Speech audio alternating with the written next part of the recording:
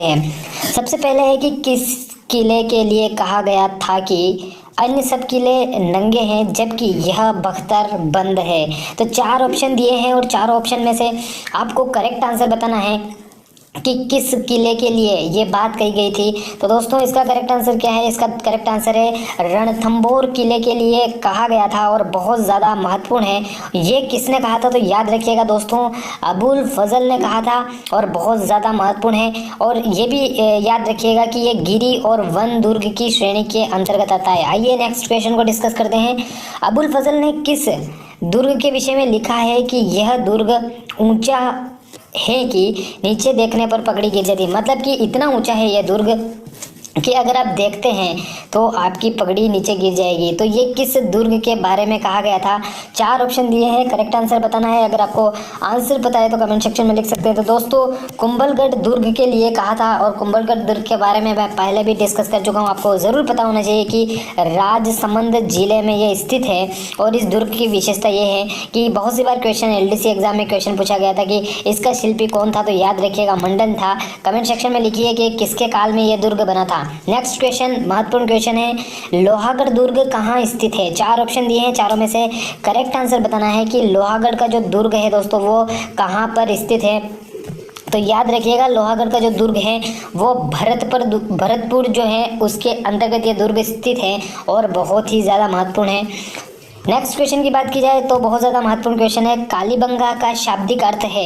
तो चार ऑप्शन दिए हैं, चारों में से करेक्ट आंसर बताना है कि कालीबंगा जो है उसका मीनिंग क्या है। तो दोस्तों आपको पता होना चाहिए कि कालीबंगा का जो अर्थ होता है वो काले रंग की चूड़ियों से लिया गया है। तो याद रखिएगा काली चूड़ियों से इसका संबंध होता है। महत्वपूर्ण चीज़ ये है कि कालीबंगा जो स्थल है वो वर्तमान समय में हनुमानगढ़ जो ज़िला है राजस्थान का, जो कि उत्तर की तरफ है, गंगानगर और हनुमानगढ़ का क्षेत्र का नाम आपने सुना होगा, जिसकी सीमा पंजाब से लगती है। और सरस्वती नदी के किनारे ये सभ्यता या ये बोल सकते हैं कि कालीबंगा स्थल फला फूला था और गग्गर हाकरा के नाम से भी जनरली जाना जाता है। तो याद जरूर रखिएगा। किस स्थान को ताम्रवती नगरी के रूप में जाना जाता है? Most important question, previous year exam में बहुत सी बार क्वेश्चन रिपीट हो चुका है। तो किसे ताम्र नगरी के रूप में जाना जाता है? तो याद रखिएगा दोस्तों आहड़ को ताम्र नगरी के रूप में जाना जाता है। और ये भी याद रखिएगा कि ये स्थल कहाँ पे है, तो उदयपुर में है। और इसी को बनास संस्कृति के नाम से भी जाना जाता है। तो बनास संस्कृति के नाम से भी जाना जाता है और ये स्थल कहाँ पे है? उदयपुर में है। इसी को ताम्रवती नगरी के नाम से आहड़ स्थल को जाना जाता है जो उदयपुर में स्थित है। नेक्स्ट क्वेश्चन की बात की जाए, बहुत महत्वपूर्ण क्वेश्चन है और थोड़ा सा मैं कमेंट सेक्शन में आप आंसर ज़रूर लिखिए कि पृथ्वीराज विजय की रचना किसने की थी। थोड़ी सी मैं स्पीड स्लो रखूंगा जिससे आप कमेंट सेक्शन में आंसर दे सकते हैं, जिससे पता चलेगा कि कितने क्वेश्चन करेक्ट हो रहे हैं। तो पृथ्वीराज विजय की जो रचना की थी वो किसने की थी?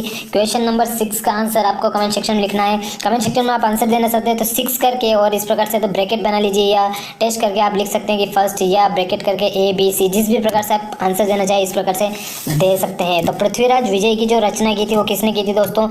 तो विजय, जय से जयानक, पीछे की तरफ ये विजय है तो विजय से जय से जयानक याद रखिएगा। तो जयानक ने पृथ्वीराज विजय जो हैं उसकी रचना की थी। नेक्स्ट क्वेश्चन है कि रणथंभौर के हमीर के विरुद्ध किस मुस्लिम सेना नायक ने खिलजी सेना का नेतृत्व किया था? रणथंभौर के जो हमीर के विरुद्ध जो भी आक्रमण किया गया था तो किसने, मतलब कि जो नायक ने खिलजी सेना का नेतृत्व किया था? तो उसका आंसर आपको कमेंट सेक्शन में लिखना है। तो याद रखना उलुग खां के बारे में जनरली बहुत सी बार ये आता है और आपको ये भी पता होना चाहिए कि यहीं पे इन्हीं के समय काल में 1299 ईस्वी में क्या हुआ था कि जैन का युद्ध हुआ था। बहुत ज़्यादा महत्वपूर्ण है वो। तो दोस्तों रणथंभौर के हमीर के विरुद्ध किस मुस्लिम सेना नायक ने खिलजी सेना का नेतृत्व किया था? तो करेक्ट आंसर क्या है? उलुग खां के बारे में मैं डिस्कस कर चुका हूँ प्रीवियस वीडियोस में भी। नेक्स्ट क्वेश्चन को डिस्कस करते हैं। राजपूत चित्रकला की किस शैली से निहाल चंद संबंधित है? आपको पता होगा कि चित्रकला से संबंधित एक ना एक क्वेश्चन प्रीवियस ईयर एग्जाम में भी पूछा गया है, तो आपको पता होना चाहिए क्योंकि राजस्थान के हर एग्जाम में इससे संबंधित क्वेश्चन पूछा जाता है। तो दोस्तों करेक्ट आंसर कौन सा होगा? तो राजपूत चित्रकला की किस शैली से निहाल चंद संबंधित है? तो करेक्ट आंसर क्या है दोस्तों? किशनगढ़ शैली से। एक और महत्वपूर्ण फैक्ट जरूर याद रखिएगा कि इस शैली को प्रकाश में लाने का अगर किसी को श्रेय जाता है, किशनगढ़ चित्र शैली को प्रकाश में लाने का श्रेय जाता है, तो याद रखना एरिक डिक्सन का नाम सुना होगा आपने, एरिक डिक्सन और फयाज अली, डॉक्टर फयाज अली को तो याद जरूर रखिएगा। नेक्स्ट क्वेश्चन की बात की जाए तो बनी ठनी पेंटिंग संबंधित है, तो बनी ठनी पेंटिंग दोस्तों किससे संबंधित है, ये क्वेश्चन भी प्रीवियस ईयर एग्जाम में पूछा जा चुका है।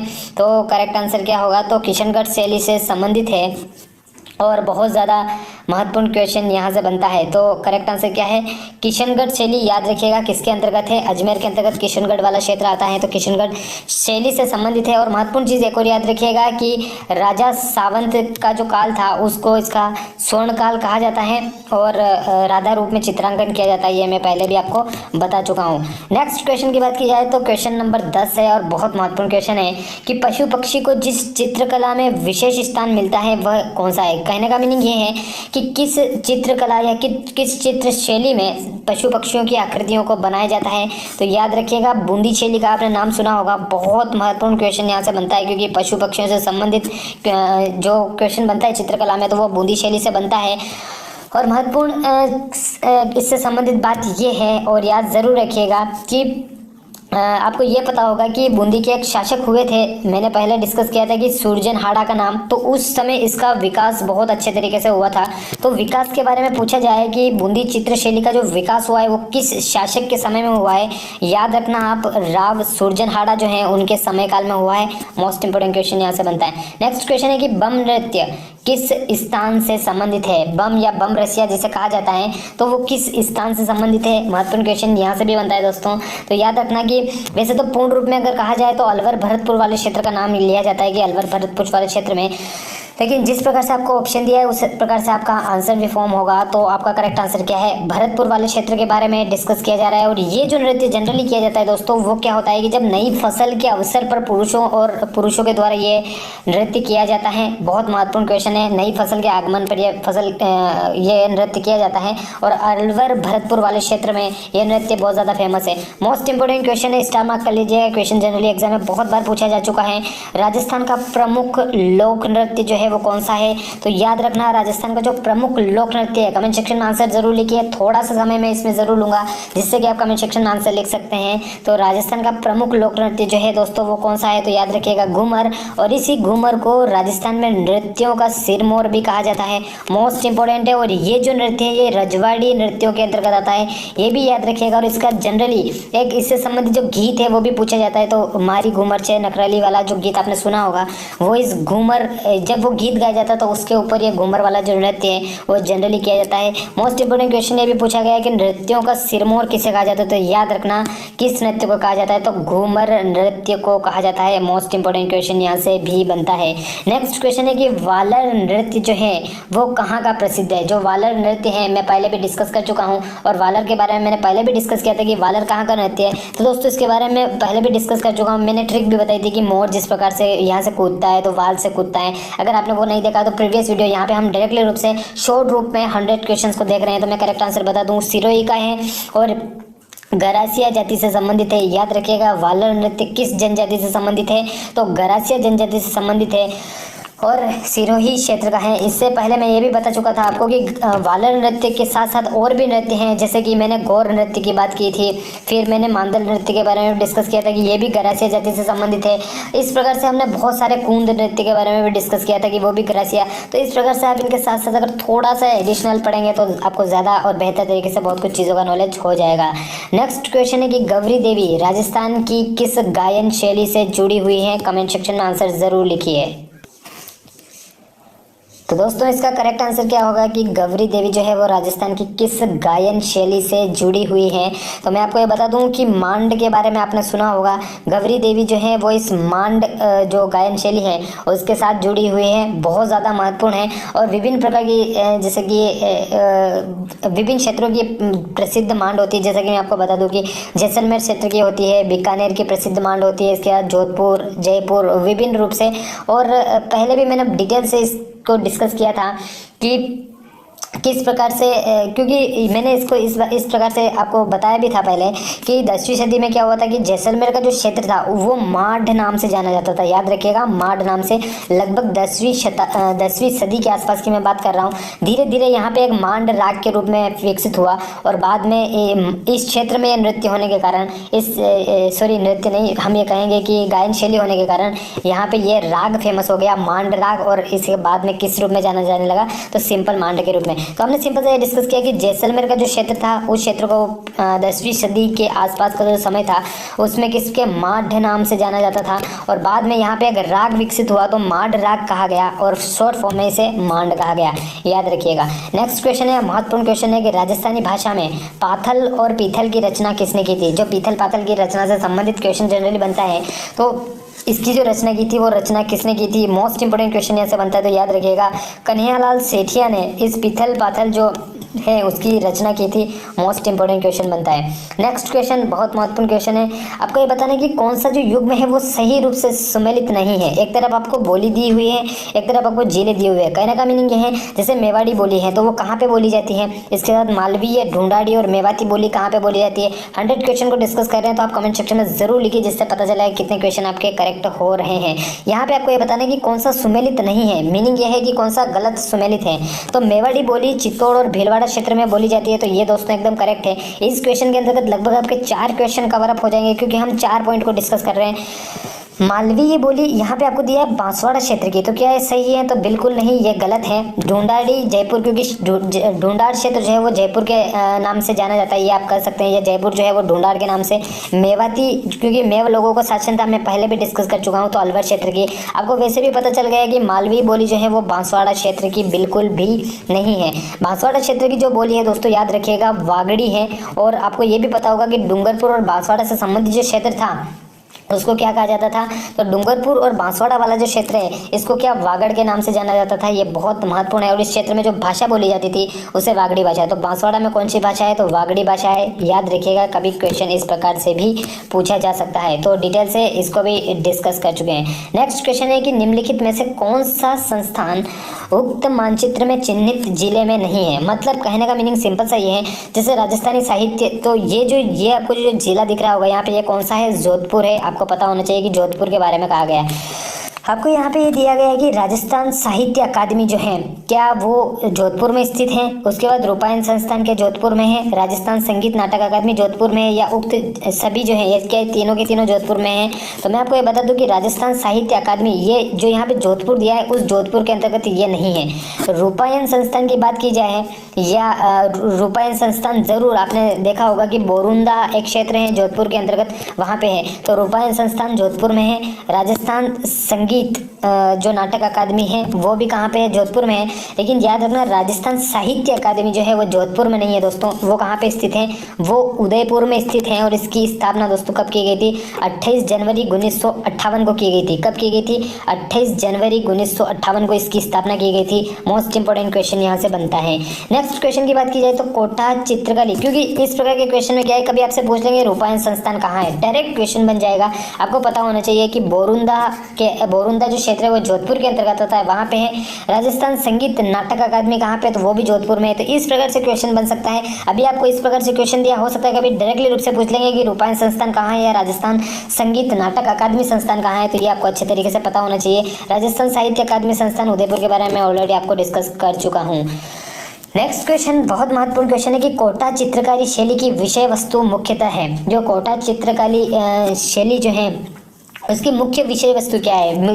मुख्य विषय वस्तु से मीनिंग ये है दोस्तों, उसमें मुख्य रूप से किनके चित्र बनाए जाते हैं। तो याद रखिएगा कि शिकार के चित्र बनाए जाते हैं और बहुत ज़्यादा महत्वपूर्ण है। तो इसका जो विकास हुआ था मुख्य रूप से किस काल में हुआ था कोटा चित्र शैली का, तो याद रखना राव राम सिंह जी के समय, जो कि शासक थे वहाँ के, उनके समय पर क्या हुआ था कि इसका विकास बहुत ही तीव्र गति से हुआ था। याद जरूर रखिएगा।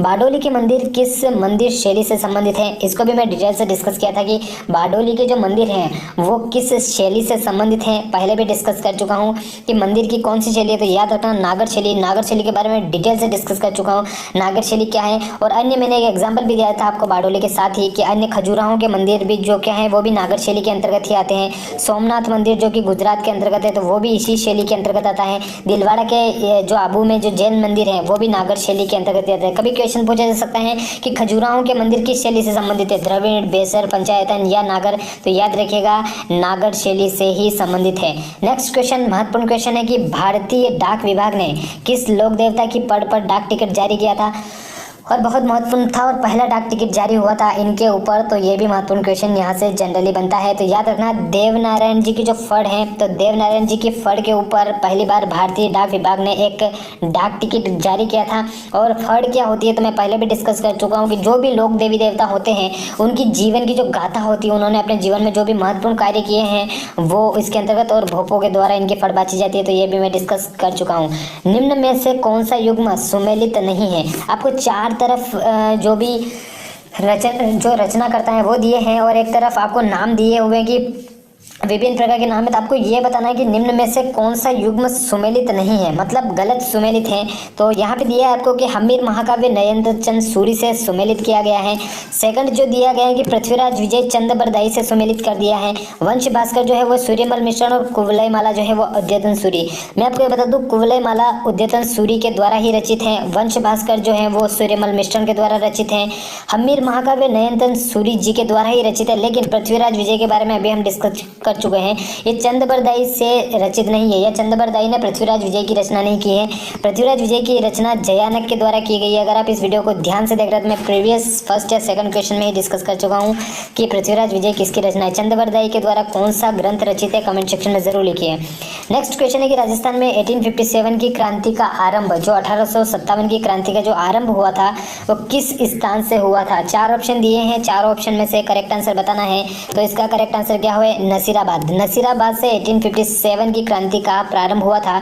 और आपको पता होना चाहिए कि 28 मई 1857 को क्या हुआ था कि यह विद्रोह प्रारंभ हुआ था। और ये पता होना चाहिए कि नसीराबाद अजमेर के अंतर्गत आता है और क्रांति का मुख्य केंद्र जो था वो ब्रिटिश सत्ता का अगर मुख्य केंद्र कहा जाए तो दोस्तों अजमेर था। इस कारण से यहाँ पे विद्रोह होने की पूर्ण संभावना थी। और पहले भी डिस्कस कर चुका हूँ कि राजस्थान में छावनियाँ कौन सी हैं, तो एनीना ब्याह देखी वाला जो ट्रिक है वो मैंने आपको बताई थी कि ऐसे एरिनपुरा, नीसे नीमच और विभिन्न प्रकार से छावनियों के बारे में डिस्कस कर चुका था। तो एनीना ब्याह देखी वो ट्रिक आपको पता होगी, जिसके अंतर्गत हम ये देखते हैं कि कौन कौन सी छावनियाँ राजस्थान के अंतर्गत थी। तो 28 मई 1857 को राजस्थान के नसीराबाद से इस क्रांति की शुरुआत हुई थी, बहुत महत्वपूर्ण है। राजस्थान में लॉर्ड वेलेस्ली ने सर्वप्रथम किस राज्य के साथ सहायक संधि की थी। सहायक संधि से मीनिंग सिंपल सा मैं पहले भी डिस्कस कर चुका हूँ, बहुत महत्वपूर्ण क्वेश्चन यहाँ से सहायक संधि से बनता है। तो हमारे सामने जो क्वेश्चन है वो है कि राजस्थान में लॉर्ड वेलेस्ली ने सर्वप्रथम किस राज्य के साथ सहायक संधि की थी, कमेंट सेक्शन में आंसर जरूर लिखिए। तो दोस्तों किसके साथ सहायक संधि की थी, तो यहाँ पे जो करेक्ट आंसर है वो कौन सा है, भरतपुर वाला जो क्षेत्र है वो सबसे पहले किसने, अंग्रेजों ने सहायक संधि के अंतर्गत अपने अंतर्गत लिया था। और बहुत महत्वपूर्ण क्वेश्चन यहाँ से बनता है। और एक और महत्वपूर्ण क्वेश्चन यहाँ से ये भी बनता है कि भारत में सबसे पहले सहायक संधि किसके साथ की थी, तो हैदराबाद के निज़ाम के साथ भारत में सहायक संधि की गई थी।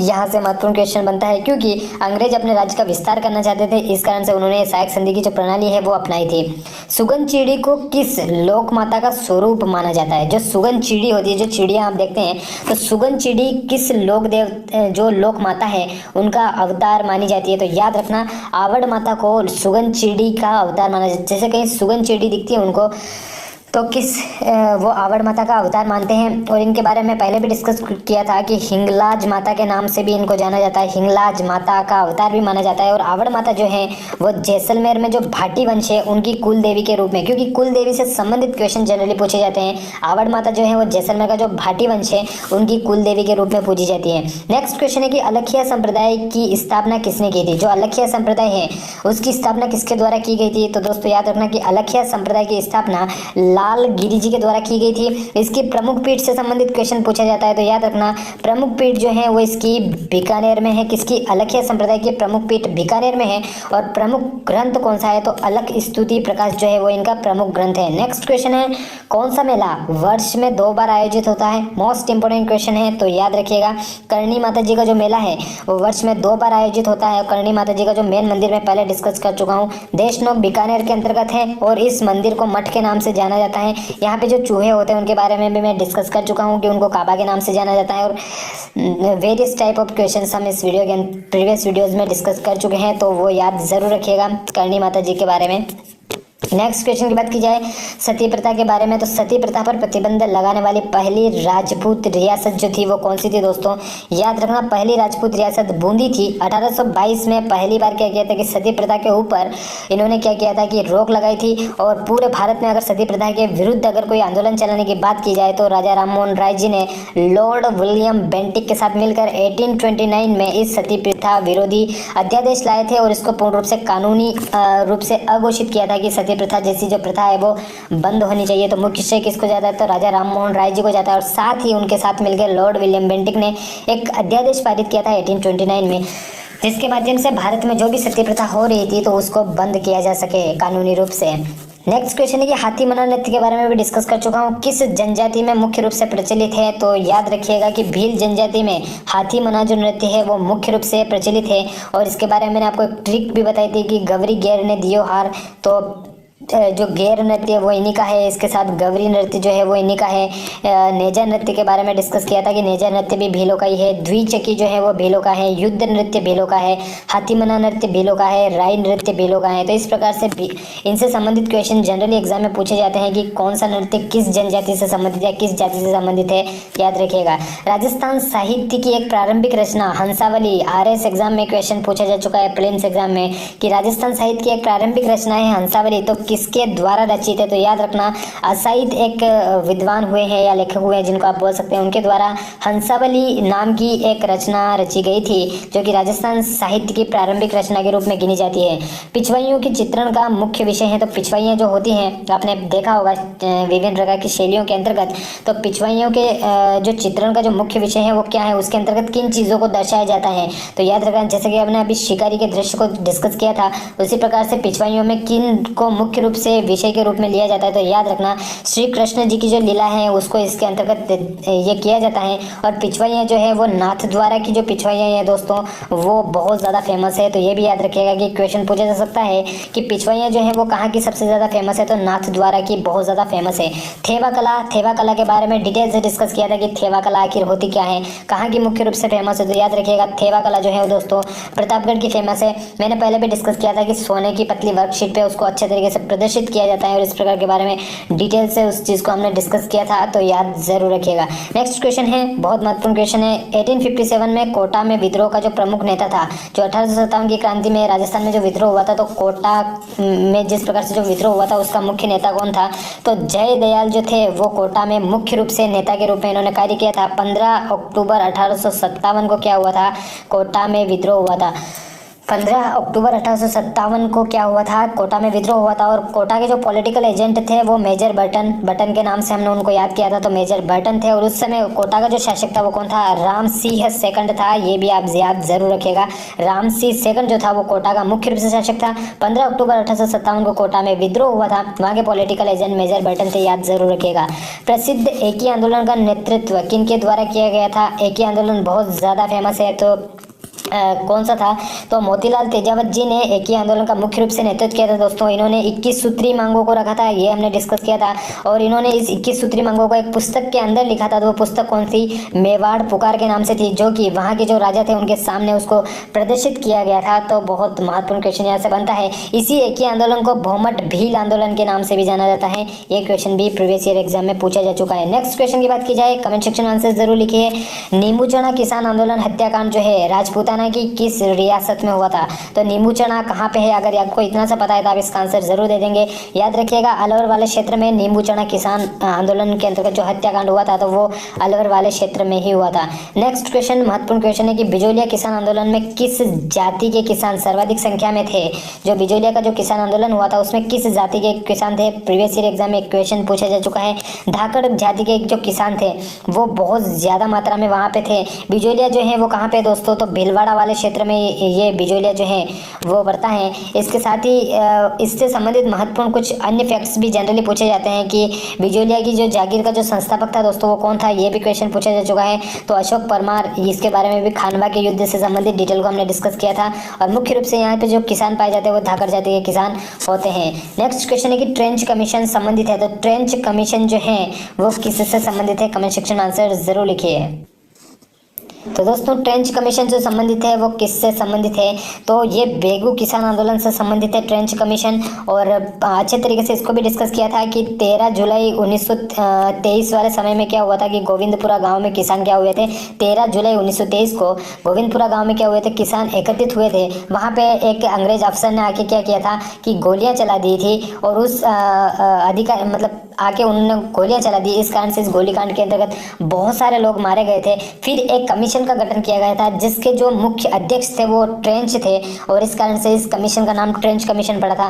तो गोविंदपुरा गांव में क्या हुआ था कि घटना हुई थी, गोलियां चला दी थी, अंग्रेजों की तरफ से ही व्यक्तियों ने गोलियां चला दी और उस कारण से क्या हुआ था ये घटना हो गई थी। तो फिर इसकी जांच के लिए कमीशन गठित किया गया था, उस कमीशन का नाम क्या था, ट्रेंच कमीशन था। बेगू में आपको बता दूं कि चित्तौड़गढ़ वाले क्षेत्र के अंतर्गत पड़ता है, ये आपको थोड़ा सा पता होना चाहिए क्योंकि जनरली क्वेश्चन ये पूछा जाता है कि बेगू वर्तमान किस समय किस जगह पे है, तो ये क्वेश्चन पूछा गया है। वर्धा में राजस्थान सेवा संघ की स्थापना कौन से वर्ष हुई थी, तो वर्धा में जो राजस्थान सेवा संघ की स्थापना हुई थी 1919, मैंने पहले भी बताया था 1919 में हुई थी। विजय सिंह पथिक जी के द्वारा इसकी स्थापना की गई थी। 1920 में फिर इसे क्या कर दिया गया कि कुछ जमनालाल बजाज और इनके बीच मतभेद होने के रीजन से क्या किया था कि 1920 में इसको स्थापित करते हुए क्या किया था कि अजमेर में स्थापित कर दिया था राजस्थान के अंतर्गत। वर्धा में आपको बता दूं महाराष्ट्र वाले क्षेत्र के अंतर्गत पड़ता है। नेक्स्ट क्वेश्चन महत्वपूर्ण क्वेश्चन है कि राजस्थान के एकीकरण का जो श्रेय जाता है वो किसके जाता है। जिस प्रकार से भारत के एकीकरण का श्रेय सरदार वल्लभ भाई पटेल जी को जाता है उसी प्रकार से राजस्थान का जो श्रेय है वो भी सरदार वल्लभ भाई पटेल जी को ही जाता है। नेक्स्ट क्वेश्चन अकबर द्वारा महाराणा प्रताप से मैत्री स्थापित करने के लिए गठित तृतीय शिष्टमंडल में कौन गया था, तो मैं पहले भी डिस्कस कर चुका हूँ। जमा भट्टो नाम से मैंने एक ट्रिक बताई थी। ज से आपको बताया था कि जलाल खां के नाम से, माँ से मैंने मान सिंह बताया था, ब से क्या बताया था मैंने तो भगवंत दास को बताया था। इसके साथ ही जो टो है तो उससे टोडरमल को बताया था। यहाँ पे जो चारों ही शिष्टमंडल आए थे उन चारों ही शिष्टमंडल को आपको यहाँ पे दे दिया गया है। इस कारण से क्वेश्चन थोड़ा सा टिपिकल हो जाता है क्योंकि बहुत से को पता तो रहता है लेकिन क्रम पता नहीं रहता है कि फर्स्ट कौन आया सेकंड कौन आया। तो ज से याद रखिएगा जलाल खां, माँ से याद रखिएगा कौन सा है मान सिंह, भ से क्या है भगवंत दास और टो से टोडरमल को याद रखिएगा। तो थर्ड जो है वो कौन सा है भगवंत दास। तो आपका यहाँ पे करेक्ट आंसर क्या होगा, भगवंत दास जो है वो महाराणा प्रताप से अकबर की ओर से मैत्री करने के लिए यहाँ पे आए थे। नेक्स्ट क्वेश्चन है कि राजस्थान का कौन सा राज परिवार एकलिंग जी का उपासक रहा है। जो एकलिंग जी का उपासक रहा है तो राजस्थान का कौन सा राज परिवार रहा है, तो इसका आंसर आपको कमेंट सेक्शन में लिखना है। तो मेवाड़ का जो राज परिवार है वो एकलिंग जी का मुख्य रूप से उपासक रहा है। आमेर किला कहाँ स्थित है, आमेर से संबंधित क्वेश्चन जनरली पूछा जाता है। तो आमेर का जो किला है दोस्तों वो कहाँ पे स्थित है, तो वो जयपुर वाले क्षेत्र में आमेर का किला स्थित है और बहुत ज़्यादा महत्वपूर्ण क्वेश्चन है। इसके साथ ही जो आपको पता होगा कि आमेर से संबंधित कछवाहा जो राजवंश है उनका बहुत पुराना क्या रहा है कि संबंध रहा है। तो 1592 ईस्वी में क्या किया था कि इस दुर्ग का निर्माण करवाया गया था और इसे हिंदू मुस्लिम एकता का समन्वय भी कहा जाता है। तो ये भी ज़रूर याद रखिएगा। निम्नलिखित में से कौन सा युग्म सही सुमेलित नहीं है, कमेंट सेक्शन में आंसर जरूर लिखिए। मैं अपनी स्पीड थोड़ी सी स्लो रखता हूँ जिससे आप कमेंट सेक्शन में आंसर जरूर लिख सकते हैं। आपको यहाँ पे ऑप्शन दिए हुए हैं और आपको यहाँ पे करेक्ट आंसर बताना है कि कौन सा जो है वो सुमेलित नहीं है, गलत सुमेलित है। तो मैं आपको बता दूं कि सूर्य मंदिर ओसिया का सूर्य मंदिर ओसिया कहाँ पे पड़ता है, तो आपको ज़रूर पता होना चाहिए जोधपुर वाले क्षेत्र में। सोमेश्वर मंदिर किराड़ू वाले जो क्षेत्र हैं और इसी किराड़ू को क्या कहा जाता है, राजस्थान का खजुराहो कहा जाता है, ये आपको अच्छे तरीके से पता होगा। घाटेश्वर मंदिर बारडोली में दिया हुआ है तो ये बिल्कुल करेक्ट है। जगत शिरोमणि मंदिर इन्होंने उदयपुर में दे दिया तो क्या करेक्ट है, ये बिल्कुल करेक्ट नहीं है। जगत शिरोमणि मंदिर आमेर और आमेर कहाँ पे है, जयपुर के अंतर्गत है। तो जगत शिरोमणि मंदिर जो है वो आमेर के अंतर्गत है, जयपुर वाले क्षेत्र में। तो सूर्य मंदिर ओसियां के अंतर्गत है। सोमेश्वर मंदिर किराडू में है, किराडू को ही राजस्थान का खजुराहो कहा जाता है। घाटेश्वर मंदिर बारडोली में है और जगत शिरोमणि मंदिर कहाँ पे है, आमेर जयपुर के अंतर्गत स्थित है। राजस्थान का नवनिर्मित जिला कौन सा है, बहुत अच्छे तरीके से प्रीवियस वीडियोज में भी डिस्कस कर चुके हैं। तो राजस्थान का जो नवनिर्मित जिला है दोस्तों, इसका आंसर कमेंट सेक्शन में जरूर लिखिए। तो नवनिर्मित जिला कौन सा है, प्रतापगढ़ है। 26 जनवरी 2008 को इसकी स्थापना की गई थी, पहले भी बता चुका हूँ। और उदयपुर, चित्तौड़गढ़, बांसवाड़ा, उदयपुर, चित्तौड़गढ़ और बांसवाड़ा, इन तीनों के ही कुछ कुछ क्षेत्र को मिला के इस जिले का निर्माण किया गया। ये क्वेश्चन भी पूछा जा सकता है आपसे। 4 जिले दे देंगे, बता देंगे कि इनमें से किसको मिला के प्रतापगढ़ का निर्माण नहीं किया गया है, क्योंकि नया जिला इसलिए क्वेश्चन बनने की संभावना रहती है। राजस्थान का 33वां जिला है, ये याद जरूर रखिएगा। और इसका प्राचीन नाम देवलिया है, ये भी याद जरूर रखिएगा। नेक्स्ट क्वेश्चन की बात की जाए, रेगिस्तान का जल महल किसे कहा जाता है। तो रेगिस्तान का जो जल महल है, मैं पहले भी डिस्कस कर चुका हूँ कि यहाँ पे एक बड़ा सा कुआं है जो संगमरमर का बना हुआ है, इस कारण से इसे रेगिस्तान का जल महल कहा जाता है। तो बाटाडू का जो कुआं है दोस्तों, किसके अंतर्गत, बाटाडू, बा से बाटाडू और बा से बाड़मेर आप याद रख सकते हैं, वहाँ पे ये जल महल स्थित है। मोस्ट इंपोर्टेंट क्वेश्चन यहाँ से बनता है। त्रिपुरा सुंदरी का मंदिर किस जिले में स्थित है। तो त्रिपुरा सुंदरी का जो मंदिर है दोस्तों, वो कहाँ पे स्थित है, तो बांसवाड़ा, और बांसवाड़ा में भी एक कस्बा है तलवाड़ा नाम का, एक कस्बा, तलवाड़ा नामक कस्बे में जो कि बांसवाड़ा जिले में है, वहाँ पे त्रिपुरा सुंदरी का मंदिर है। और इसी बांसवाड़ा को 100 द्वीपों का शहर भी कहा जाता है, बहुत ज़्यादा महत्वपूर्ण है। और इस त्रिपुरा सुंदरी को क्या कहा जाता है, तो वागड़ का शक्तिपीठ कहा जाता है। ये भी बहुत महत्वपूर्ण क्वेश्चन यहाँ से बनता है कि वागड़ का शक्तिपीठ किसे कहते हैं, त्रिपुरा सुंदरी को कहते हैं। नेक्स्ट क्वेश्चन है कि रणकपुर मंदिर किस तीर्थकर को समर्पित है। रणकपुर के जो मंदिर है वो किस तीर्थकर को समर्पित है दोस्तों, तो वो आदिनाथ को समर्पित है, बहुत महत्वपूर्ण है। और रणकपुर के जो मंदिर है दोस्तों, वो 1439 ईस्वी में बने थे। और वर्तमान समय में ये रणकपुर कहाँ पे है, तो याद रखिएगा पाली जिले में स्थित है, बहुत ज़्यादा महत्वपूर्ण है। नेक्स्ट क्वेश्चन की बात की जाए तो राजस्थान का जलियांवाला बाग के नाम से प्रसिद्ध स्थान मानगढ़ धाम जो है वो किस जिले में स्थित है। तो मानगढ़ धाम जो है वो दोस्तों कहाँ पे स्थित है, तो बांसवाड़ा जिले में स्थित है। कमेंट सेक्शन में आप आंसर लिख सकते हैं अच्छे तरीके से। अगर आपको वीडियो अगर थोड़ा सा फास्ट लग रहा है तो आप इसे स्लो करके भी देख सकते हैं और कमेंट सेक्शन में आंसर जरूर दे सकते हैं। जयपुर शहर की योजना किस वास्तुकार ने बनाई थी, तो महत्वपूर्ण क्वेश्चन यहाँ से भी बनता है। तो याद रखिएगा जयपुर शहर की जो योजना बनाई थी वो किसने, तो विद्याधर भट्टाचार्य जी ने इसकी योजना बनाई थी। मैं आपको ये बता दूँ कि जयपुर को भारत का पेरिस के नाम से भी जाना जाता है, महत्वपूर्ण क्वेश्चन। दूसरा वृंदावन भी कहा जाता है, और इसके साथ ही गुलाबी नगरी के नाम से तो ये फेमस है, इसका भी आपको अच्छे तरीके से पता होगा। महाराजा जो सवाई जयसिंह जी जो थे सवाई जयसिंह सेकंड जो थे, उन्होंने इस शहर का निर्माण करवाया था। तो नेक्स्ट क्वेश्चन है कि चित्तौड़ का प्रसिद्ध विजय स्तंभ किसने बनवाया था। जो चित्तौड़ का बहुत महत्वपूर्ण स्तंभ है विजय स्तंभ, तो वो किसने बनवाया था दोस्तों, ये भी हम डिस्कस कर चुके हैं। तो इसका आंसर आपको कमेंट सेक्शन में लिखना है। तो दोस्तों चित्तौड़ का प्रसिद्ध विजय स्तंभ का जो निर्माण करवाया था वो महाराणा कुंभा ने करवाया था। आपको अच्छे तरीके से पता होगा कि मालवा के जो सुल्तान थे महमूद खिल जी, उनके ऊपर इन्होंने विजय प्राप्त की थी। तो इस विजय के उपलक्ष्य में इन्होंने 1440 ईस्वी से इसका निर्माण प्रारंभ किया था और 1448 ईस्वी तक इसका निर्माण पूर्ण हुआ था। महत्वपूर्ण क्वेश्चन यहाँ से बनता है और ये पता होना चाहिए कि कितने मंजिला है, तो 9 मंजिला है, बहुत महत्वपूर्ण। और इसी विजय स्तंभ को, ये जो विजय स्तंभ है महाराणा कुंभा द्वारा निर्मित, इसी को भारतीय मूर्तिकला का विश्वकोश कहा जाता है। याद रखिएगा ये क्वेश्चन भी पूछा जा चुका है। कौन सा युग्म बेमेल है जो कि सही रूप से सुमिलित नहीं है। गुलाबी नगरी जयपुर के नाम से फेमस है, आप सभी को पता है। झीलों की नगरी उदयपुर को कहा जाता है, ये भी आपको पता है। वस्त्र नगरी यहाँ पे कोटा दिया हुआ है और सूर्य नगरी जोधपुर दिया हुआ है। तो सूर्य नगरी जोधपुर से बिल्कुल सुमेलित है, गुलाबी नगरी जयपुर से सुमेलित है, झीलों की जो नगरी है उदयपुर से सुमेलित है। वस्त्र नगरी जो कोटा दिया है वो बिल्कुल भी सही सुमेलित नहीं है दोस्तों, क्योंकि वस्त्र नगरी के नाम से किसको जाना जाता है, तो वो भीलवाड़ा को जाना जाता है। बहुत महत्वपूर्ण क्वेश्चन यहाँ से बनता है। राजस्थान के मैनचेस्टर के नाम से भी इस भीलवाड़ा को जाना जाता है और इसके साथ ही राजस्थान की जो टेक्सटाइल सिटी है उसके नाम से भी इसको जाना जाता है। तो बहुत महत्वपूर्ण क्वेश्चन यहाँ से बनता है। तो दोस्तों यहाँ पे आपको बेमेल सुमेलित करना था, तो करेक्ट आंसर क्या हो गया आपका वस्त्र नगरी कोटा में नहीं है। कोटा को एजुकेशन सिटी के नाम से जाना जाता है, या आप औद्योगिक नगरी के नाम से भी कह सकते हैं। वस्त्र नगरी के नाम से भीलवाड़ा फेमस है, आपको अच्छे तरीके से पता जरूर होना चाहिए। नेक्स्ट क्वेश्चन को डिस्कस करते हैं। भारत का मक्का नाम से कौन सा शहर जाना जाता है? दोस्तों भारत के मक्का के नाम से अजमेर को जाना जाता है, ये आपको अच्छे तरीके से पता होगा। अजमेर को हमने क्या कहा था कि धर्म नगरी के रूप में भी पहले डिस्कस किया था, क्योंकि यहाँ पे पुष्कर भी है और आपका ख्वाजा मोइनुद्दीन चिश्ती की दरगाह है। तो एक दोनों ही बड़े धर्मों का क्या है, धर्म कोई छोटा बड़ा नहीं होता है, लेकिन दो धर्मों का एक प्रकार से मिलाप बोल सकते हैं, इस कारण से बहुत ज़्यादा फेमस है। नेक्स्ट क्वेश्चन की बात की जाए तो राजस्थान से प्राप्त सबसे प्राचीन सिक्के कहलाते हैं, जो राजस्थान से जो सिक्के प्राप्त हुए हैं वो सबसे प्राचीन सिक्के क्या कहलाते हैं? दोस्तों याद रखिएगा, आहत के सिक्के कहलाते हैं। नेक्स्ट क्वेश्चन की बात की जाए तो राजस्थान राज्य अभिलेखागार, जो राजस्थान का राज्य अभिलेखागार है वो कहाँ स्थित है? तो दोस्तों राजस्थान का राज्य अभिलेखागार जो है वो बीकानेर में स्थित है। महत्वपूर्ण क्वेश्चन है। और इसके साथ ही इसकी जो स्थापना हुई थी दोस्तों वो 1955 में हुई थी। और एक और महत्वपूर्ण फैक्ट याद जरूर रखिएगा, ये देश का पहला ई अभिलेखागार है, क्योंकि यहाँ पे एक प्रकार से आप बोल सकते हैं कि डिजिटल वे में आपको बहुत कुछ पढ़ने को मिल जाएगा यहाँ पे। नेक्स्ट क्वेश्चन की बात की जाए तो गणेश्वर सभ्यता के विशेष चिन्ह उपस्थित है। जो गणेश्वर सभ्यता प्राप्त हुई है, तो सबसे पहले मैं आपको बता दूं, नीम का थाना सीकर वाला क्षेत्र आपने पढ़ा होगा, वहाँ पे नीम का थाना जो कि सीकर आपका डिस्ट्रिक्ट है उसके अंतर्गत यह सभ्यता आती है, बहुत ज़्यादा महत्वपूर्ण है। और महत्वपूर्ण चीज़ ये है कि ये कांतली नदी के तट पर यह सभ्यता विकसित हुई थी। कांतली नदी याद जरूर रखिएगा, क्वेश्चन बहुत ज़्यादा महत्वपूर्ण बनता है। और ताम्रयुगीन संस्कृतियों की जननी किसको कहा जाता है? तो वो भी गणेश्वर सभ्यता को कहा जाता है।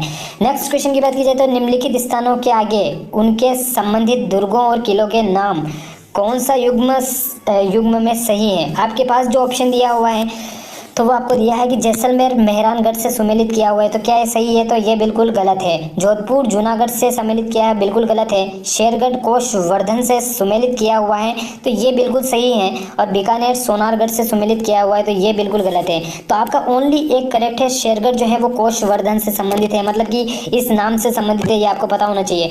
मैं आपको बता दूं कि जैसलमेर के अंतर्गत जैसलमेर में कौन सा किला आता है? तो याद रखिएगा सोनारगढ़ जो है वो जैसलमेर के अंतर्गत आता है, ये याद होना चाहिए। जोधपुर के अंतर्गत कौन सा आता है? तो मेहरानगढ़ है, जो कि चिड़ियाटुक पहाड़ी पर स्थित है। शेरगढ़ कोषवर्धन से ऑलरेडी सुमेलित है।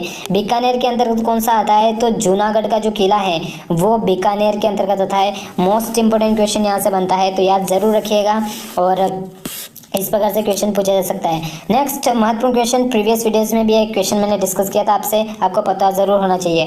आपको यहाँ पे दिया है कि सूची 1 और 2 को सम्मिलित करना है। आपको द्वारिकाधीश का मंदिर दिया है, एक तरफ श्रीनाथ जी, मथुराधीश, और इस प्रकार से आपको मंदिर दिए हुए हैं। मैं आपको बता दूं कि द्वारिकाधीश का जो मंदिर है दोस्तों वो कहाँ पे है? तो आपको पता होना चाहिए कि ये जो मंदिर है ये कांकरोली राजसमंद के अंतर्गत स्थित है। तो कांकरोली जो कि क्षेत्र है वो राजसमंद में है, वहाँ पे द्वारिकाधीश का मंदिर है। श्रीनाथ जी का जो मंदिर है वो कहाँ पे? तो ये बिल्कुल सही सुमेलित है, नाथद्वारा में है। इसके साथ ही मथुराधीश जो है वो दोस्तों वो कहाँ पे सुमेलित है? तो ये कोटा में है। और गोविंद देव जी जो है वो कहाँ पे है? तो ये जयपुर में है। तो इस प्रकार से हमने डिस्कस किया कि कांकरोली का जो है तो सॉरी द्वारिकाधीश का जो है वो कांकरोली में है, तो ए का जो है वो 4th है। तो ए का 4th आपको किस में दिख रहा है? 1 और 2 में दिख रहा है। इसके बाद श्रीनाथ जी का जो है, तो श्रीनाथ जी के बारे में श्रीनाथ नाथ से हमने डिस्कस किया था कि नाथद्वारा। तो बी का बी सुमेलित कहाँ पे है? तो बी का बी ओनली 1 में सुमेलित है। इस प्रकार से आपका करेक्ट आंसर क्या हो जाएगा? फर्स्ट वाला जो है वो आपका करेक्ट आंसर हो जाएगा। नेक्स्ट क्वेश्चन की बात की जाए तो राजस्थान का खजुराहो निम्न में से किसे कहा जाता है? अभी थोड़ी देर पहले मैंने इस क्वेश्चंस को डिस्कस किया था कि राजस्थान का जो खजुराहो है वो किसे कहा जाता है? किराड़ू के मंदिर को राजस्थान का खजुराहो कहा जाता है। ये कहाँ पे स्थित है? तो ये बाड़मेर जिले में स्थित है, ये याद रखिएगा। और लगभग 11वीं जो शताब्दी थी उसमें इसका निर्माण हुआ था। तो बहुत महत्वपूर्ण क्वेश्चन यहाँ से बनता है। नेक्स्ट क्वेश्चन की बात की जाए तो बेणेश्वर धाम से संबंधित है। बेणेश्वर धाम मंदिर किस जिले में स्थित है? तो बेणेश्वर धाम मंदिर जो है वो दोस्तों वो कहाँ पे है? तो वो डूंगरपुर जिले में स्थित है बेणेश्वर धाम। इसके साथ ही आपको पता होगा कि माही, सोम और जाखम नदियों के संगम हुआ है। वहाँ पे आपने नवा टापरा नामक एक गांव सुना होगा। तो माही, सोम और जाखम नदियों का संगम वहाँ पे है, तो नवा टापरा नामक एक गाँव है, वहाँ पे बेणेश्वर धाम स्थित है। मोस्ट इंपोर्टेंट क्वेश्चन यहाँ से भी बनता है। राजस्थान में शेखावटी ब्रिगेड का मुख्यालय कहाँ है? RS एग्जाम में क्वेश्चन पूछा जा चुका है कि शेखावटी ब्रिगेड का मुख्यालय कहाँ पे है, तो करेक्ट आंसर कौन सा है? तो आपको ये पता होगा कि शेखावटी ब्रिगेड का जो मुख्यालय है वो झुंझुनू में स्थित है, ये अच्छे तरीके से पता होगा। शेखावटी क्षेत्र के अंतर्गत मुख्य रूप से जो आता है वो सीकर और झुंझुनू आता है। और आपको ये पता होना चाहिए कि शेखावटी का अगर सिरमौर किसी को कहा जाता है तो झुंझुनू को कहा जाता है। बहुत अच्छे तरीके से आपको ये पता जरूर होना चाहिए। नेक्स्ट क्वेश्चन की बात की जाए तो लसाड़िया का पठार राजस्थान के किस जिले में स्थित है? कमेंट सेक्शन में आपको आंसर लिखना है कि लसाड़िया का जो पठार है वो राजस्थान के किस जिले में स्थित है। तो दोस्तों लसड़िया का जो पठार है वो राजस्थान के उदयपुर जिले में स्थित है, अच्छे तरीके से पता होगा। और मोस्ट इंपोर्टेंट क्वेश्चन यहाँ से बनता है, गांधिया सिक्के किस राज्य से संबंधित है? तो गांधिया सिक्के किस राज्य से संबंधित है? 4 ऑप्शन दिए हुए हैं, आपको इसका आंसर लिखना है कि कहाँ पे है। तो करेक्ट आंसर क्या है? उदयपुर में गांधिया सिक्के जो हैं वो उदयपुर से संबंधित है। प्रोफेसर HD साकलिया के निर्देशन में जिस सभ्यता स्थल का उत्खनन हुआ वह है? तो प्रोफेसर HD साकलिया के निर्देशन में जिस सभ्यता का उत्खनन हुआ था वो कौन सी सभ्यता थी दोस्तों? तो वो कौन सी थी? आहड़ सभ्यता थी। और इसके बारे में मैंने अभी डिस्कस किया था कि HD साकलिया जो थे उन्होंने ही क्या कहा था कि इसको बनास संस्कृति का नाम दिया था। किस संस्कृति का? बनास संस्कृति का नाम दिया था। क्वेश्चन यहाँ से भी बहुत महत्वपूर्ण बनता है। सोनारगढ़ दुर्ग से संबंधित क्वेश्चन पूछा गया है। सोनारगढ़ दुर्ग जो है वो किस प्रकार का दुर्ग है? तो याद रखिएगा धानवन दुर्ग की श्रेणी के अंतर्गत सोनारगढ़ दुर्ग आता है। और आपको पता होना चाहिए कि चारों तरफ क्या है कि इसके मरुस्थल होने के कारण ये बीच में बसा हुआ दुर्ग है, इस कारण से इसे धानवन दुर्ग की श्रेणी में रखा गया है। और सोनारगढ़ जो है वो कहाँ पे है? तो याद रखिएगा जैसलमेर वाले क्षेत्र के अंतर्गत ये दुर्ग पड़ता है। मंडोर के प्रतिहार माने जाते हैं, तो क्या माने जाते हैं? किस वर्ण या इससे संबंधित है? तो याद रखिएगा ब्राह्मण माने जाते हैं। नेक्स्ट क्वेश्चन की बात की जाए तो क्वेश्चन नंबर 65 है, निम्नलिखित जोड़ों में से कौन सा एक सही मेल नहीं है? 4 ऑप्शन दिए हैं, चारों में से करेक्ट आंसर बताना है कि कौन सा सही सुमेलित नहीं है। राणा कुंभा गोहिल वंश से संबंधित हैं, इसके साथ ही राणा सांगा भी गोहिल वंश से संबंधित हैं। राव मालदेव राठौड़ वंश से संबंधित है, बिल्कुल सही है। राव चंद्रसेन भाटी से संबंधित बिल्कुल नहीं है, ये भी राठौड़ से ही संबंधित है, ये आपको अच्छे तरीके से पता होना चाहिए। राव चंद्रसेन को दोस्तों मारवाड़ का प्रताप कहा जाता है, ये भी याद रखिएगा। मारवाड़ का प्रताप किसे कहा जाता है? ये क्वेश्चन पूछा गया है तो राव चंद्रसेन को कहा जाता है। और इसी राव चंद्रसेन को भूला बिसरा राजा भी कहा जाता है, क्योंकि जिस प्रकार से महाराणा प्रताप भी जंगलों में रहे थे तो काफ़ी हद तक इनकी भी स्टोरी कुछ इसी प्रकार से है। जैसलमेर में कौन सा उत्सव मनाया जाता है? मरु महोत्सव, महारो उत्सव, या करेक्ट आंसर बताना है तो जैसलमेर में कौन सा उत्सव मनाया जाता है? तो याद रखिएगा मरु महोत्सव मनाया जाता है। और जैसलमेर को स्वर्ण नगरी के नाम से भी जाना जाता है। इसके साथ ही एक और क्वेश्चन बनता है कि ऊंट महोत्सव कहाँ पे मनाया जाता है? तो ऊंट महोत्सव बीकानेर में मनाया जाता है। और मरु महोत्सव कहाँ पे मनाया जाता है? तो जैसलमेर में मनाया जाता है। सहरिया जनजाति के लोग अधिकतम किस जिले में पाए जाते हैं? सहरिया तो ये 12 वाले क्षेत्र में जनरली रहते हैं, तो याद रखिएगा कि सहरिया जाति के लोग 12 क्षेत्र में बहुत ज़्यादा पाए जाते हैं। इसके साथ ही आपको पता होगा कि इनकी जो कुल देवी है सहरिया लोगों की, तो ये कोड़िया देवी है, ये याद ज़रूर रखिएगा। और इनके सहरिया लोगों के जो बस्तियां होती हैं उनको सहराना कहते हैं, ये भी याद रखिएगा। राजस्थान के लोक नृत्य एवं उसके प्रश्न क्षेत्र के संबंध में निम्नलिखित में से कौन सा युग्म सही नहीं है? गीदड़ नृत्य जो है वो शेखावटी का दिया हुआ है, तो क्या ये सही सुमेलित है? तो ये बिल्कुल सही सुमेलित है। ढोल नृत्य जो है वो जालोर का दिया है, तो ये भी बिल्कुल सही सुमेलित है। बम रसिया अभी डिस्कस किया था कि अलवर भरतपुर वाले क्षेत्र का है, तो ये बीकानेर का तो हो नहीं सकता। डांडिया मारवाड़ का बहुत ज़्यादा फेमस है। अब ये 4 क्वेश्चन कवर अप हो गए, गीदड़ नृत्य शेखावटी का, ढोल नृत्य जालोर का, बम रसिया नृत्य अलवर भरतपुर का और डांडिया नृत्य मारवाड़ का। तो याद रखिएगा यहाँ पे जो सही सुमेलित नहीं है वो बम रसिया सही सुमेलित नहीं है, क्योंकि वो अलवर भरतपुर वाले क्षेत्र के अंतर्गत वो आता है। राजस्थान साहित्य अकादमी स्थित है, तो कहाँ पर स्थित है? याद रखिएगा राजस्थान साहित्य अकादमी से संबंधित अभी डिस्कस किया था हमने थोड़ी देर पहले, उदयपुर में स्थित है। और इसकी स्थापना कब की गई थी? तो 28 जनवरी 1958 को इसकी स्थापना की गई थी। तो 28 जनवरी 1958 को इसकी स्थापना की गई थी। नेक्स्ट क्वेश्चन है कि ललित विग्रहराज का लेखक कौन था? जो ललित विग्रहराज है उसका लेखक कौन था दोस्तों? तो याद रखिएगा कि ललित विग्रहराज का जो लेखक था वो कौन था? तो सोमदेव था। मोस्ट इंपोर्टेंट क्वेश्चन यहाँ से भी पूछा जाता है।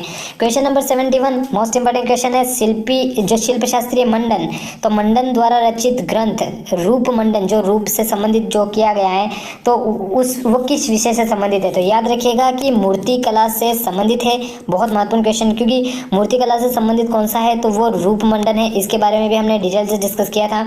और आपको ये भी पता होना चाहिए कि इसी मंडन ने क्या किया था कि कुंभलगढ़ दुर्ग का जो कुंभा के द्वारा जो कुंभलगढ़ दुर्ग बनाया गया था, उसका जो शिल्पी जो कहा जाता है वो कौन कहा जाता है, तो वो मंडन ही कहा जाता है। 1458 में क्या किया था इसने, कुंभलगढ़ दुर्ग के निर्माण में अपना महत्वपूर्ण योगदान दिया था उसको बनाने में। नेक्स्ट क्वेश्चन है कि राजस्थान मानव अधिकार आयोग अस्तित्व में आया, तो ये क्वेश्चन बहुत महत्वपूर्ण है, पॉलिटी से संबंधित है राजस्थान की। कमेंट सेक्शन में आंसर, तो आपको करेक्ट आंसर देना है कि राजस्थान मानवाधिकार आयोग जो है वो दोस्तों अस्तित्व में कब आया था, तो 18 अक्टूबर 1999 को ये जो राजस्थान मानवाधिकार आयोग है वो अस्तित्व में आया था। और वर्तमान में इसके जो अध्यक्ष है वो कौन है, तो प्रकाश जी टाटिया जो है वो इनके वर्तमान समय में अध्यक्ष हैं। आप ये वीडियो कब देख रहे हैं उसके ऊपर डिपेंड करता है, तो एक बार चेक ज़रूर कर लीजिएगा। नेक्स्ट क्वेश्चन की बात की जाए तो राजस्थान में परमाणु केंद्र कहाँ पर स्थित है, तो याद रखिएगा कि परमाणु केंद्र जो है वो रावत भाटा में स्थित है। बहुत महत्वपूर्ण क्वेश्चन यहाँ से भी बनता है। और दाबित जो भारी जल संयंत्र है उससे संबंधित क्वेश्चन भी बनता है, तो यहाँ पे कौन सा रिएक्टर प्रयोग में किया जा रहा है, तो दाबित भारी जल संयंत्र जो है वो रिएक्टर यहाँ पे उपयोग में लिया जा रहा है। राजस्थान वित्त निगम RFC जो है उसकी स्थापना किस वर्ष में की गई है, राजस्थान फाइनेंशियल कॉरपोरेशन की जो स्थापना है वो कहाँ कब की गई है, तो याद रखिएगा 17 जनवरी को की गई थी दोस्तों, 17 जनवरी 1955 को की गई थी। डेट बहुत ज़्यादा महत्वपूर्ण है इससे, क्योंकि बहुत बड़ा विभाग है, इससे संबंधित क्वेश्चन बनता है। 17 जनवरी 1955 को इसकी स्थापना की गई थी। और मुख्यालय कहाँ पे है, तो याद रखिएगा जयपुर में इसका मुख्यालय है। मोस्ट इंपोर्टेंट क्वेश्चन बनता है। राजस्थान में काला संगमरमर कहाँ पर निकलता है, काला किससे संबंधित होता है, भैंस से संबंधित होता है। पहले भी बता चुका हूँ कि काला संगमरमर भैंसलाना से संबंधित है। मोस्ट इंपोर्टेंट है, याद जरूर रखिएगा। पीला तो आपको याद ही होगा कि पीला कहाँ से निकलता है, जो पीला मार्बल है, तो संगमरमर को मार्बल ही कहा जाता है, ये आपको अच्छे तरीके से पता होना चाहिए। तो पीला मार्बल कहाँ से निकलता है, तो जैसलमेर से निकलता है। मोस्ट इंपोर्टेंट क्वेश्चन यहाँ से भी बनता है। अगला क्वेश्चन है कि राजस्थान की पाकिस्तान के साथ अंतर्राष्ट्रीय सीमा की जो कुल लंबाई है वो कुल लंबाई कितनी है, डिटेल से डिस्कस किया था। तो आपको कमेंट सेक्शन में आंसर लिखना है कि राजस्थान की पाकिस्तान के साथ अंतर्राष्ट्रीय सीमा की जो कुल लंबाई है वो 1070 किलोमीटर है। और 4 मुख्य रूप से यहाँ पे जिले लगते हैं, गंगानगर, बीकानेर, जैसलमेर और बाड़मेर। तो इनकी लंबाई भी आप देख सकते हैं। नेक्स्ट क्वेश्चन है, महत्वपूर्ण क्वेश्चन है कि राजस्थान के कुल क्षेत्रफल का कितना भाग थार के मरुस्थल के अंतर्गत आता है। आपको ज़रूर पता होना चाहिए कि राजस्थान के कुल क्षेत्रफल का थार के मरुस्थल के अंतर्गत कितना भाग आता है, तो 61%, 61.11 समथिंग आता है। तो याद रखिएगा 61% लगभग इसका आता है। राजस्थान का क्षेत्रफल 3,42,239 वर्ग किमी है, जो भारत के कुल क्षेत्रफल का मैंने मोटे मोटे तौर पे बताया था कि 1/10 याद रखिएगा, 1/10 मोटे मोटे तौर पे कहा जाता है। तो याद रखिएगा 10.41 जो है वो भारत के कुल क्षेत्रफल का, राजस्थान मतलब भारत का जितना भी क्षेत्रफल जैसे 100% है तो उसका 10.41% जो है वो राजस्थान के अंतर्गत आता है। आपको अच्छे तरीके से पता होना चाहिए। और नवंबर 2000 के बाद राजस्थान भारत का सबसे बड़ा राज्य बना। इससे पहले मध्य प्रदेश था, लेकिन नवंबर 2000 के आसपास वाले समय में ही मध्य प्रदेश और छत्तीसगढ़ का विभाजन हो गया। इस कारण से अब राजस्थान नंबर 1 बन गया क्षेत्रफल की दृष्टि से। पश्चिमी राजस्थान के रेतीले मैदान का कितना प्रतिशत क्षेत्र बालू का स्तूप मुक्त है, कितना प्रतिशत क्षेत्र जो है वो बालू का स्तूप से मुक्त है, याद रखिएगा। कमेंट सेक्शन में आंसर जरूर लिखिए इसका। तो 41.5% जो है पश्चिमी राजस्थान के रेतीले मैदान का कितना प्रतिशत क्षेत्र बालू का स्तूप मुक्त है, तो कितना है, तो 41.5%। राजस्थान की स्थलीय सीमा कितने राज्यों को स्पर्श करती है, डिटेल से डिस्कस किया था कि कितने राज्यों को स्पर्श करती है, तो 5 राज्यों को स्पर्श करती है। मैंने पहले भी बताया था कि एक जो अगर उत्तर से दक्षिण की तरफ बात की जाए दोस्तों तो पंजाब है, उसके बाद आपने देखा होगा कि हरियाणा वाला क्षेत्र आता है, तो 2nd नंबर पर हरियाणा है, उसके बाद 3rd नंबर पर यूपी है, उसके बाद MP है, और उसके बाद 5th नंबर पर राजस्थान है। पंजाब, हरियाणा, उत्तर प्रदेश, मध्य प्रदेश और राजस्थान 5 हैं। उत्तर से दक्षिण की तरफ कभी भी क्रम पूछा जा सकता है। और सबसे ज़्यादा जो अगर जिसकी सीमा लगती है तो वो मध्य प्रदेश की लगती है, लगभग 1600 किलोमीटर। भौगोलिक दृष्टि से राजस्थान की आकृति है तो किस प्रकार की है, मैंने पहले भी बताया था। विषमकोणीय, चतुर्भुजाकार आप बोल सकते हैं, या फिर पतंगाकार भी बोला जा सकता है। तो विषमकोणीय, चतुर्भुज कहिए या पतंगाकार कहिए, बात एक ही है। दिए गए राजस्थान के नक्शे में 1, 2, 3, 4 एवं 4 से चिन्हित पठारों में 4 नंबर वाला जो पठार है वो कौन सा है, मोस्ट इंपोर्टेंट क्वेश्चन। तो 4th नंबर पे सबसे पहले आपको ये पता होना चाहिए कि कौन सा है। तो ये 4th नंबर पे सबसे पहले तो मैं बता दूं कि आपको उदयपुर है, ठीक है।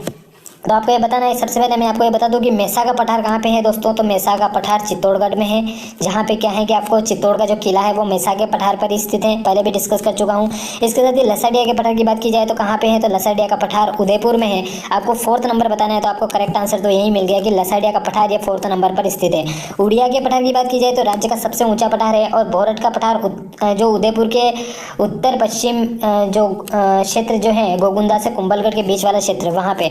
तो आपको ये बताना है करेक्ट आंसर के दिए गए राजस्थान के नक्शे में 1 2 3 4 4 चिन्ह अंकित किए हुए हैं। आपको 4th नंबर वाला बताना है कि 4th नंबर पे कौन सा है। तो याद रखिएगा लसाडिया का जो पठार है वो 4th नंबर पे जो ऑप्शन दिया है वहाँ पे स्थित है। ऊपरमाल के पठार के बारे में डिटेल से डिस्कस कर चुके हैं। तो ऊपरमाल का पठार क्या है, तो चित्तौड़गढ़ और भीलवाड़ा के बीच की जो पठारी भूमि है दोस्तों वो ऊपरमाल के पठार के अंतर्गत आती है, या उसको ऊपरमाल के पठार के नाम से जाना जाता है। यहाँ से भी महत्वपूर्ण क्वेश्चन बनता है। मुकुंदवाड़ा की पहाड़ियाँ किन किन जिलों में विस्तृत है। जो मुकुंदवाड़ा की जो पहाड़ियाँ वो किन किन जिलों में विस्तृत है। हाड़ौती वाले क्षेत्र की बात की जा रही है, और हाड़ौती वाले क्षेत्र में किसकी बात, तो कोटा और झालावाड़ वाला क्षेत्र इसके अंतर्गत आता है। तो मुकुंदवाड़ा की पहाड़ियाँ, यही क्वेश्चन लगभग इस बार RS एग्जाम में भी पूछा गया था, बस थोड़ा सा ट्विस्ट कर दिया था, क्वेश्चन उसी प्रकार का पूछा गया था। तो करेक्ट आंसर क्या है, कोटा और झालावाड़ वाला क्षेत्र इसके अंतर्गत आता है। राजस्थान की प्राचीन प्राकृतिक झील है, तो राजस्थान की जो प्राचीन प्राकृतिक जो बहुत ज़्यादा, तो क्योंकि प्राचीन प्राकृतिक इसलिए क्योंकि पुराणों में भी इसका उल्लेख मिलता है, इस कारण से प्राचीन प्राकृतिक झील के नाम से जाना जाता है। तो पुष्कर झील जो है वो राजस्थान की प्राचीन प्राकृतिक झील के अंतर्गत आती है, और ये पौराणिक दृष्टि से बहुत ज़्यादा महत्वपूर्ण है, तो याद जरूर रखिएगा। नेक्स्ट क्वेश्चन है कि राजस्थान में मीठे पानी की सबसे बड़ी झील जो है वो कौन सी है दोस्तों। कमेंट सेक्शन में आंसर जरूर लिखिए। तो राजस्थान में मीठे पानी की सबसे बड़ी जो झील है वो कौन सी झील है, तो याद रखिएगा जयसमंद झील जो है, जो कहाँ पे है, उदयपुर में स्थित है, और इसी झील को ढेबर झील के नाम से भी जाना जाता है। तो बहुत महत्वपूर्ण क्वेश्चन यहाँ से भी बनता है, और प्रीवियस ईयर एग्जाम में एक क्वेश्चन भी पूछा जा चुका है। तो जयसमंद झील के बारे में डिटेल से डिस्कस पहले भी मैं कर चुका हूँ। राजस्थान में पहली विधानसभा का समय है, तो पहली विधानसभा जब राजस्थान में स्थापित हुई थी तो कब से कब तक हुई थी, तो दोस्तों याद रखना कि 1952 से 1957 का समय है। कमेंट सेक्शन में आप आंसर अच्छे तरीके से दे सकते हैं।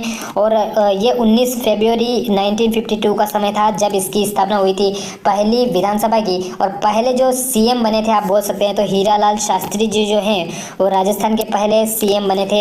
ये अच्छे तरीके से आपको पता ज़रूर होना चाहिए। लोकसभा में राजस्थान से कितनी सीटें हैं, ये क्वेश्चन भी प्रीवियस ईयर एग्जाम में बहुत सी बार पूछा जा चुका है। तो लोकसभा में राजस्थान की कितनी सीटें हैं दोस्तों, याद रखिएगा 25। अगर पूछा जाए राज्यसभा में तो 10 सीटें हैं, और राजस्थान की विधानसभा में कितनी सीटें हैं, तो 200 सीटें। तो ये तीनों ही डेटा आपको अच्छे तरीके से टिप ऑफ टंग होने चाहिए, जिससे कि क्वेश्चन पूछा जाए तो आप आसानी से जल्द से आंसर दे सकें। राजस्थान में मंत्रिपरिषद की अधिकतम संख्या कितनी हो सकती है, तो राजस्थान में जो क्राइटेरिया है दोस्तों, क्राइटेरिया फिक्स किया गया है कि राजस्थान विधानसभा की जो संख्या है उसका 15%। अभी राजस्थान विधानसभा में 200 सदस्य हैं, तो उसका 15% कितना होगा आप आसानी से यहाँ से निकाल सकते हैं।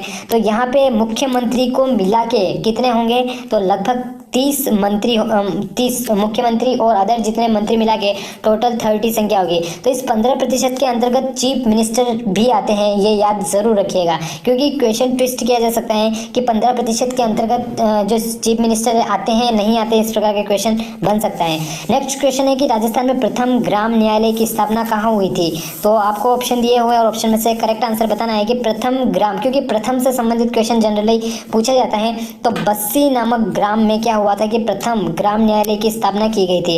नेक्स्ट क्वेश्चन है कि राजस्थान उच्च न्यायालय में न्यायाधीशों की अधिकतम संख्या है, तो राजस्थान उच्च न्यायालय में न्यायाधीशों की अधिकतम संख्या कितनी है दोस्तों, याद रखना 50 है, और इस 50 में 49 तो क्या है अन्य न्यायाधीश हैं, और एक जैसे बोलते हैं ना कि मुख्य न्यायाधीश, तो मुख्य न्यायाधीश और अन्य न्यायाधीश दोनों मिला के टोटल संख्या कितनी है 50 है। और इस राजस्थान उच्च न्यायालय की स्थापना 1949 में की गई थी, बहुत महत्वपूर्ण है। और वर्तमान समय में जब ये वीडियो चल रहा है तो उस समय जस्टिस प्रदीप नांद्रजोग जी जो हैं वो राजस्थान के हाई कोर्ट के क्या हैं मुख्य न्यायाधीश हैं। आप नेट पे और भी चेक कर सकते हैं, क्योंकि समय के साथ परिवर्तित होते रहते हैं, तो ये वीडियो आप कब देख रहे हैं वो डिपेंड करता है।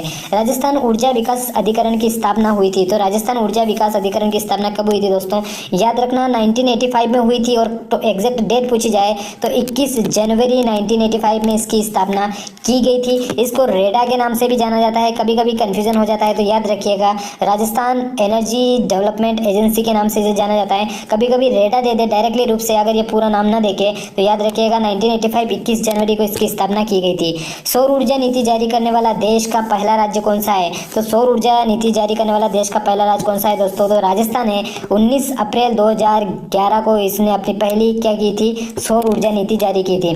नेक्स्ट क्वेश्चन की बात की जाए तो सौर ऊर्जा उत्पादन में राजस्थान का देश में कौन सा स्थान है? तो राजस्थान का तो देश में सेकंड स्थान है, लेकिन प्रथम स्थान कौन सा है दोस्तों? तो यहाँ पे करेक्ट आंसर आपका क्या है? सेकंड है। फर्स्ट नंबर पे मैंने आपको बताया था कि तमिलनाडु जो है वो सौर ऊर्जा उत्पादन में नंबर 1 पर आता है। राजस्थान में सर्वप्रथम सीमेंट फैक्ट्री की स्थापना हुई थी। तो राजस्थान में सर्वप्रथम सीमेंट फैक्ट्री की स्थापना कहाँ पर की गई थी? तो याद रखना बूंदी वाले क्षेत्र में की गई थी। जो बूंदी जिला है आपका, वहाँ पे इसकी स्थापना की गई थी। और कहाँ पे की गई थी? तो बूंदी के अंतर्गत एक क्षेत्र पड़ता है लाखेरी, वहाँ पे स्थापना की गई थी और 1917 में की गई थी। ये भी याद जरूर रखिएगा। नेक्स्ट क्वेश्चन की बात की जाए तो जावर खाने समीप स्थित है, मतलब उसमें स्थित ना होकर उसके पास स्थित है, तो कौन सा क्षेत्र या कौन सा जिला बोल सकते हैं? तो याद रखिएगा जावर खाने समीप स्थित है। कमेंट सेक्शन में आंसर जरूर लिखिए। तो उदयपुर वाले क्षेत्र में जावर खाने स्थित है। मोस्ट इंपोर्टेंट क्वेश्चन यहाँ से भी बनता है। नेक्स्ट है कि राजस्थान में पाया जाने वाला अधात्विक खनिज है। तो राजस्थान में पाया जाने वाला अधात्विक खनिज दोस्तों कौन सा है? तो याद रखिएगा अभ्रक जो है वो राजस्थान में पाया जाने वाला अधात्विक खनिज है और इसे माइका सिटी और विभिन्न प्रकार के नामों से भी जाना जाता है। तो ये कहाँ पे? तो भीलवाड़ा जिला पड़ता है राजस्थान में। तो भीलवाड़ा के अंतर्गत सबसे ज़्यादा अभ्रक का उत्पादन होता है। ये अच्छे तरीके से आपको पता होने चाहिए। नेक्स्ट क्वेश्चन है कि प्रसिद्ध स्मारक सुनहरी कोटी स्थित है। तो प्रसिद्ध स्मारक सुनहरी कोटी जो है वो कहाँ पर स्थित है? याद रखिएगा प्रसिद्ध स्मारक सुनहरी कोटी जो है दोस्तों वो टोंक में स्थित है। तो टोंक बहुत ज़्यादा महत्वपूर्ण है, इसको याद जरूर रखिएगा। डबोक हवाई अड्डा कहाँ पर स्थित है? डबोक हवाई अड्डा से संबंधित क्वेश्चन जनरली पूछा जाता है। तो याद रखिएगा उदयपुर वाले क्षेत्र में उदयपुर वाले क्षेत्र में डबोक हवाई अड्डा स्थित है। तो आपका करेक्ट आंसर क्या हो जाएगा? थर्ड उदयपुर में आपका करेक्ट आंसर हो जाएगा। आज का अंतिम क्वेश्चन जाड़ शायरी से करेक्ट कर लीजिएगा। जाड़ शाही है यहाँ पे। तो जाड़ शाही सिक्का कौन सी रियासत से संबंधित है? तो जाड़ शाही जो सिक्का है वो दोस्तों कहाँ से? तो जयपुर से संबंधित है। इस प्रकार से इस वीडियो के अंतर्गत हमने 100 क्वेश्चंस को डिस्कस किया। उम्मीद करता हूँ वीडियो पसंद आएगा। वीडियो अच्छा लगा तो लाइक जरूर करें और चैनल को सब्सक्राइब नहीं किया तो अभी तक चैनल को सब्सक्राइब जरूर कर लें, जिससे कि ऐसे ही वीडियो आपको मिलते रहे। वीडियो देखने के लिए बहुत बहुत धन्यवाद। और अपना सजेशन अगर देना चाहते हैं तो सजेशन दे सकते हैं कि किस प्रकार से वीडियो और भी इंप्रूव किया जा सकता है। Thank you, thanks for watching. जय हिंद, जय भारत।